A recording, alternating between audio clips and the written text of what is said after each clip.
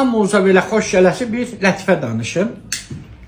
Bu da lətifə bundan ibarətdir ki, deməli bir şəkili işsiz qalır, özünə iş axtara bekardır da, gedir Bakıda bir 80 kvadrat, 100 kvadratlıq yeri arendaya götürür, oranı market eləyir, mağaza eləyir.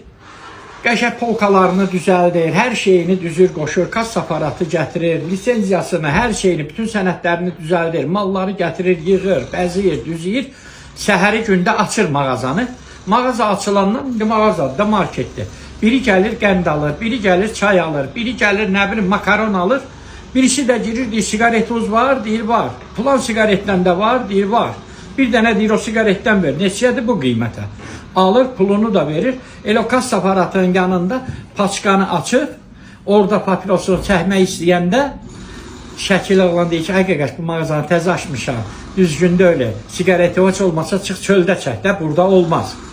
Deyir, pulumu ha burada vermişəm, ha burada da çəkəcəm. Deyir, ay qaqaş, nə yaxşı mən sana avtofa satmamışam.